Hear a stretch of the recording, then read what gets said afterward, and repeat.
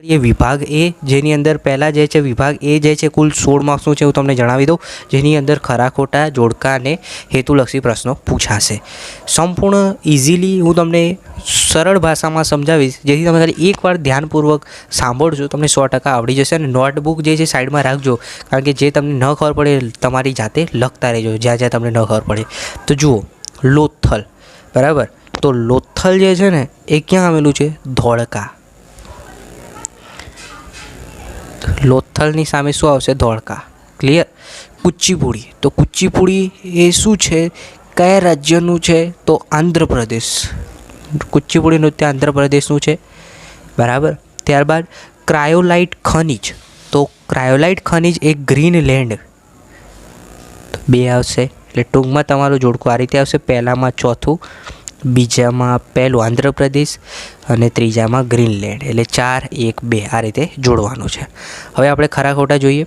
પહેલો પ્રશ્ન છે, ઓસ્ટ્રેલોઇડ પ્રજાએ માતા રૂપે દેવી એટલે પાર્વતી અને પિતા રૂપે પરમાત્માનો એટલે કે શિવની પૂજાનો સમજ આપી દીપ, ધૂપ અને આરતીથી પૂજા કરવાની પરંપરા ઓસ્ટ્રેલોઇડ પ્રજાએ શરૂ કરી એવું માનવામાં આવે છે. તો ઓસ્ટ્રેલિયન પ્રજા ના આવે, બરાબર છે. આ વિધાન કેવું છે? ખોટું છે. કઈ પ્રજા આવે તમને ખબર હોવી જોઈએ, એ મને કમેન્ટમાં તમારે જણાવવાનું છે. ભાઈ એ કઈ પ્રજા આવશે ચોથા નંબરમાં, ખાસ કમેન્ટ કરીને જણાવજો. આ વિધાન ખોટું છે. પાંચમો પ્રશ્ન છે, ધોળાવીરા હડપ્પાનું સમકાલીન મોટું વ્યવસ્થિત અને પ્રાચીન નગર મળી આવ્યું. તો 100% વિધાન કેવું છે? સાચું છે. તો સિમ્પલ અહીંયા આમ સાચું લખી દેવાનું, ખરું. છઠ્ઠો પ્રશ્ન છે, 10 ગીતિકા, આર્યભટ્ટિયમ અને આર્ય શ્રીધાવ જેવા ગ્રંથો મહર્ષિ ચરકે લખ્યા છે. ના, ખોટું છે. મહર્ષિ ચરકે નથી લખ્યા. કોણે લખ્યા છે એ પણ કમેન્ટ કરીને જણાવજો. મારે જોવું છે કેટલા વિદ્યાર્થીને આવડે છે. આ વિધાન કેવું છે? ખોટું છે. હવે વિદ્યાર્થી મિત્રો સંક્ષિપ્તમાં જવાબ આપવાના છે એક વાક્યમાં. પહેલો પ્રશ્ન છે, વેદો કયા કયા છે તે જણાવો. તો પહેલાં તો તમને ખબર હોય છે કેટલા વેદો છે? 4. ઋગ્વેદ, યજુર્વેદ, અથર્વવેદ અને સામવેદ. અને એમાં પણ યાદ રાખજો, સૌથી પ્રાચીન વેદ કયો? તો યાદ રાખવાનું ઋગ્વેદ, બરાબર. હું જે બોલું છું એ નોટમાં લખતા રહેજો, ન ખબર પડે અને યાદ હોય તો વાંધો નહીં આવે, પણ ન ખબર પડે તો ખાસ લખતા રહેજો અને પછી વિડીયો જોઈને તૈયાર પણ કરી દેજો, જેથી પરીક્ષામાં તમે પૂરેપૂરા 80માંથી 80 માર્ક્સ ઇઝીલી લાવી શકો.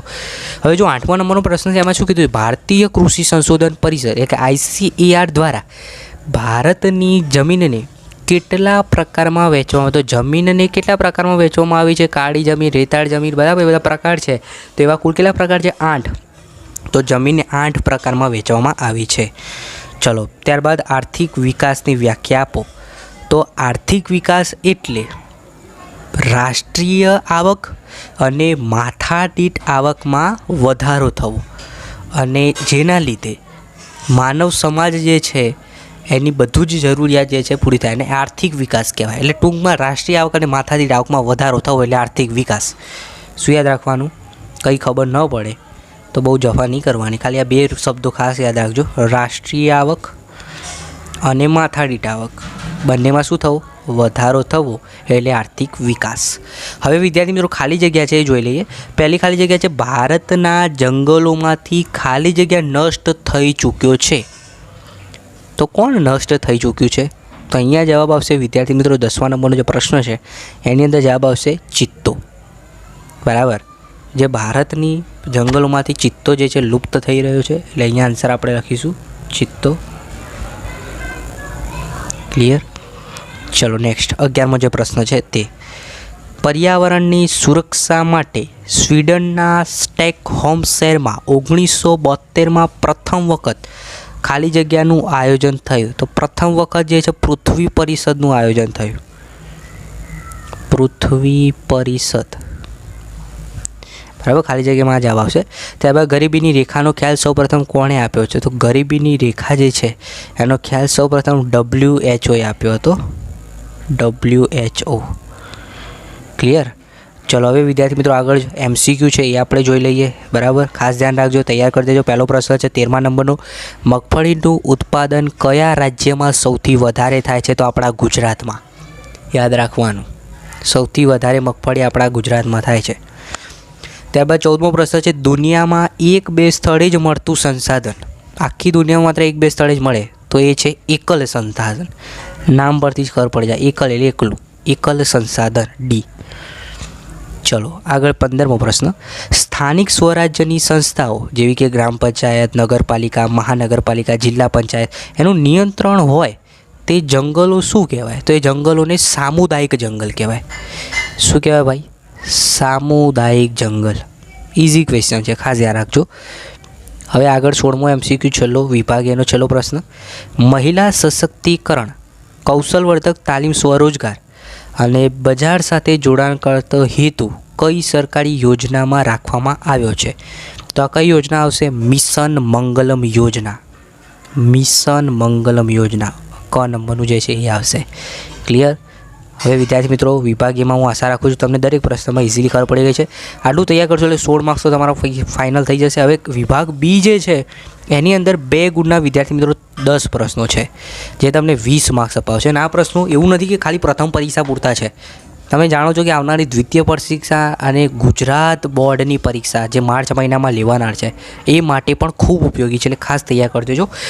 વિભાગ બીની અંદર પહેલો 17મા નંબરનો જે પ્રશ્ન છે 2 ગુણનો, ભારત પ્રાચીન સંસ્કૃતિ ધરાવતો દેશ છે, આ વિધાન સમજાવવાનો છે. જો એ ન લખો હોય તો એની અથવામાં જે પ્રશ્ન છે જે દર વખતે પૂછાય છે, વારસો એટલે શું, તેના 2 માત્ર પ્રકારો જણાવવાના છે. ત્યારબાદ 18મો પ્રશ્ન છે 2 ગુણનો, નેગ્રીટો અથવા તો એનું બીજું નામ છે હબ્સી પ્રજા વિશે ટૂંક નોંધ લખવાની છે. 2 માર્ક્સનો પ્રશ્ન છે, એટલે 4 મુદ્દા લખશો એટલે પૂરેપૂરા માર્ક્સ તમને ઇઝીલી મળી જશે. 19મો પ્રશ્ન છે માનવ જીવન અને માટી વચ્ચે ઘણો જ પ્રાચીન સંબંધ રહ્યો છે, એટલે માટી કલા વિશે તમારે અહીંયા ટૂંકમાં સમજાવવાનું છે. પછી આગળ, લોથલ તે સમયે ભારતનું સમૃદ્ધ બંદર હતું એમ શા પરથી કહી શકાય? તો લોથલ એ ટાઈમે શું તમે જાણો છો એ બધું એના વિશે લખવાનું છે. બરાબર, 4 મુદ્દા લખો એટલે 2 માર્ક્સ પૂરેપૂરા તમને ઇઝીલી મળી જાય. અને આ પ્રશ્ન તમે જોવો હોય તો જોઈ લેજો. તમારા ગુજરાત બોર્ડની પરીક્ષા હોય, પ્રથમ પરીક્ષા 100% આ પ્રશ્ન હશે જ. આ બંને પ્રશ્નો તૈયાર કરશો એટલે તમને બહુ જ ઉપયોગી થશે. જ્યાં સુધી તમે ધોરણ 10 ભણશો ત્યાં સુધી આ 2 પ્રશ્નો તો તમને દરેક પેપરમાં જોવા મળશે જ. જમીન ધોવાણ અટકાવવાના ઉપાયો અને બીજું એની અથવામાં છે ભૂમિ સંરક્ષણના ઉપાય. આ 2 પ્રશ્નો ખાસ કહું છું તૈયાર કરી દેજો. 100% બોર્ડની પરીક્ષામાં પણ હશે. બરાબર, પ્રથમ પરીક્ષામાં તો હશે જ પણ બોર્ડની પરીક્ષામાં પણ હશે. ત્યારબાદ મોસ્ટ એમ્પી પ્રશ્ન, વન્યજીવોના વિનાશના કારણો. આ પણ તમને જોવા મળશે. કારણો કયા કયા છે તે જણાવો અને એનું વિનાશ જે છે અટકાવવા માટે તમે શું કરશો એ પણ પ્રશ્ન એક પૂછાતો, પણ આ ખાસ પૂછાય છે. વન્યજીવોના વિનાશના કારણો તૈયાર કરી દેજો.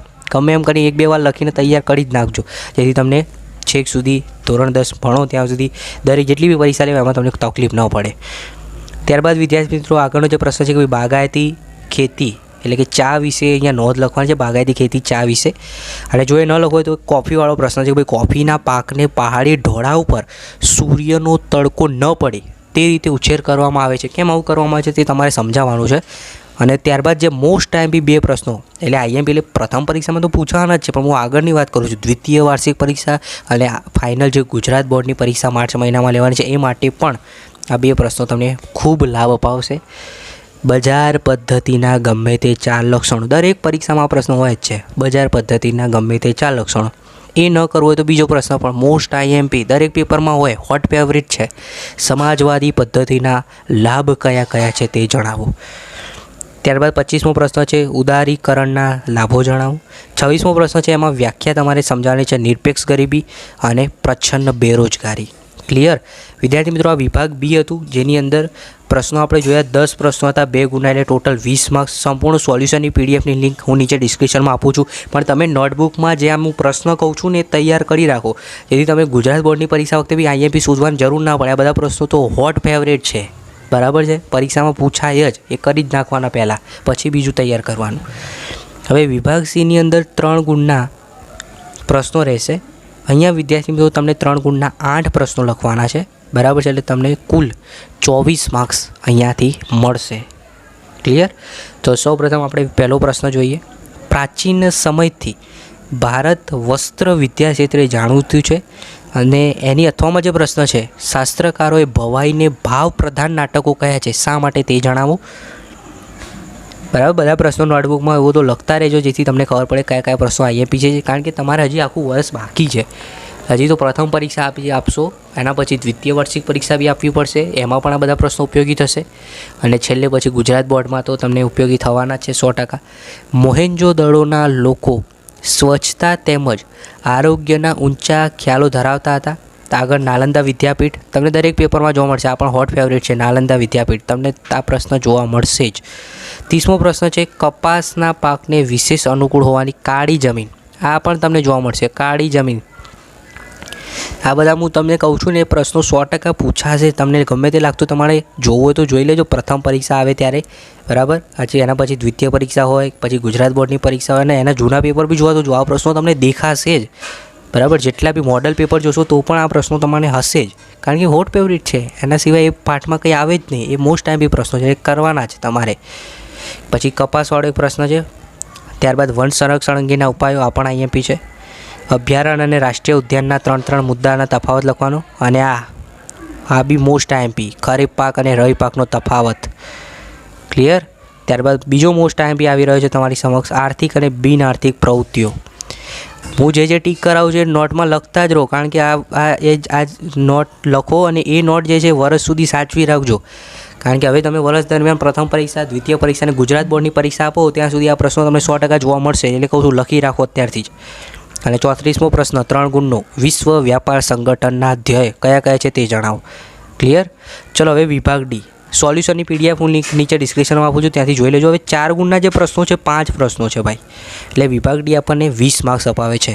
એટલે તમે વિભાગ એ પહેલાં તૈયાર કરજો અને પછી વિભાગ ડી અને પછી બી અને સી તૈયાર કરજો. પણ આ બે તો ખાસ તૈયાર કરી દેજો, જે વિદ્યાર્થી તમે મિત્રોને એમ હોય કે ભાઈ હું પાસ થઈશ કે કેમ, બરાબર છે, ઓછા સમયમાં તૈયારી કરવી હોય તો એ અને ડી પહેલાં કરજો, ત્યારબાદ બીજું બધું તૈયાર કરજો. 35મો પ્રશ્ન છે, પહેલો 4 માર્ક્સનો પ્રશ્ન, પ્રાચીન ભારતીય સાહિત્ય વિશે ટૂંક નોંધ લખો. મોસ્ટ એમપી પ્રશ્ન છે. ત્યારબાદ વૈદિક વિદ્યા અને શિલ્પ ચિકિત્સા વિશે નોંધ લખવાની છે. આખી દુનિયાનો વ્યવહાર ગણિતશાસ્ત્રી ચાલે છે, એટલે ગણિતશાસ્ત્રી વિશે નોંધ લખવાની છે. ત્યારબાદ મોસ્ટ એમપી બોર્ડની પરીક્ષા માટે પણ ફેવરેટ પ્રશ્ન છે, ભારતમાં કૃષિ ક્ષેત્રે થયેલા ટેકનિકલ સુધારા. લખી રાખો 100% કહું છું, બાજુમાં એમ પણ લખો 100%. ભારતમાં કૃષિ ક્ષેત્રે થયેલા ટેકનિકલ સુધારા જોવા મળશે જ તમને, 100% પૂછાશે. મોસ્ટ આઈએમપી છે અને તમને રોકડા ચોખ્ખા 4 માર્ક્સ અપાવે છે. એ ના હોય તો બીજો તો હોય જ, ભારતમાં કૃષિ ક્ષેત્રે થયેલા સંસ્થાનગત સુધારાઓ, બરાબર છે, ટેકનિકલ સુધારા હશે 100%. ત્યારબાદ બીજો પણ આઈએમપી પ્રશ્ન, ગરીબી ઉદ્ભવવાના કારણો જણાવો. આ પણ 100%. દરેક બોર્ડનું તમે કોઈ બી પેપર જોઈ લો આ પ્રશ્ન હશે જ, ગરીબી ઉદ્ભવવાના કારણો. અને છેલ્લે નકશો. હવે નકશાની અંદર તમને ભારતનો નકશો આપી દેશે, એની અંદર તમારે કાળી જમીનનો પ્રદેશ જે મહારાષ્ટ્ર છે તે દર્શાવવાનું, પેરિયાર અભયારણ્ય, ગીર રાષ્ટ્રીય ઉદ્યાન જે ગુજરાતમાં છે એ દર્શાવી દેવાનું, અને ઘઉં અથવા તો કપાસ ઉત્પન્ન કરતો એક પ્રદેશ જે છે એ ઘઉં માટે આપણે પંજાબ લખીશું, અને કપાસનું પણ તમારી રીતે દર્શાવી દેજો.